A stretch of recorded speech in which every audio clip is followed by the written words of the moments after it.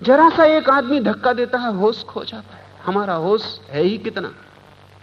किसी आदमी का होश मिटाना हो, जरा सी, कुछ भी करने की जरूरत नहीं, जरा सा कुछ और सारा होश खो जाता है। होश जैसे है ही नहीं, एक झीनी परत है, झूठी परत है ऊपर ऊपर, जरा सा कंपन सब टूट जाता है। किसी भी आदमी को पागल करने में कितनी देर लगती। आप जरूर दूसरों के बाबत सोच रहे होंगे, जिन जिन को आपने पागल किया है। अपने बाबत सोचिए, पत्नी एक शब्द बोल देती है और आप पागल हो जाते। पत्नी को भी तब तक राहत नहीं मिलती जब तक आप पागल हो न जाएं। अगर न हो तो उसको लगता है बस के बाहर हो गए। एक मित्र मेरे पास आते हैं, पत्नी कर्कशा है, उपद्रवी है। वे मुझसे बार बार कहते हैं क्या करूं, सब संभाल के घर जाता हूं, लेकिन उसका एक शब्द और आग में घी का काम हो जाता है, बस उपद्रव शुरू हो जाता है। मैंने उनसे कहा कि एक दिन संभाल के मत जाओ, क्योंकि संभाल के तुम जो जाते हो वही तुम्हारे भीतर इकट्ठा हो जाता है। फिर पत्नी जरा सा घी छिड़क देती तो आग तो तुम संभाल के ला रहे हो। एक दिन तुम संभाल के जाओ ही मत, गीत गुनगुनाते जाओ, नाचते जाओ, संभाल के मत जाओ। कोई फिक्र ही मत करो, जो होगा देखा जाएगा।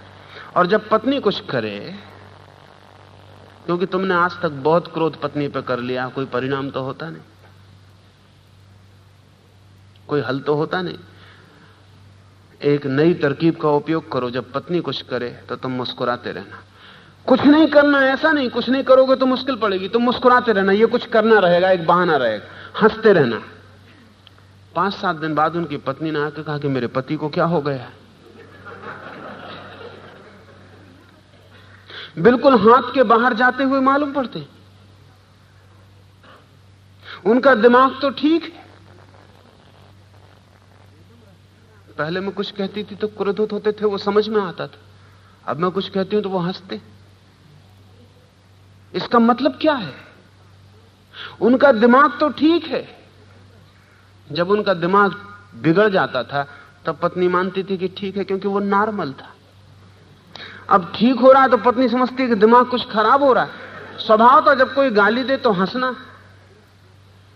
तो अगर जीसस को सूली देने वाले लोगों को लगा हो कि यह आदमी पागल है तो आश्चर्य नहीं है, क्योंकि ये एबनॉर्मल था, असाधारण थी ये बात। जो सूली दे रहे हैं उनके लिए प्रार्थना करनी कि हे प्रभु इन्हें माफ कर देना। हम सब जीते हैं प्रमाद में, इसलिए प्रमाद में होना हमारी साधारण नॉर्मल अवस्था हो गई है।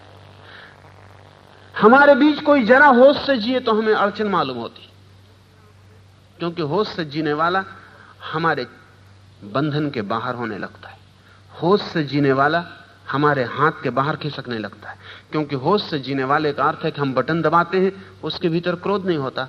हम बटन दबाते हैं, उसके भीतर आनंद नहीं होता। वो अपना मालिक होता जा रहा है। अब जब वो आनंदित होता है। एक और ध्यान रखने की बात है कि आनंदित आप अकेले हो सकते हैं, लेकिन क्रोधित आप अकेले नहीं हो सकते।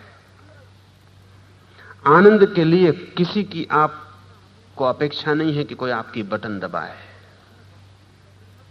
इसलिए हमने कहा है कि जब कोई व्यक्ति अपना परम मालिक हो जाता तो परम आनंद को उपलब्ध हो जाता है।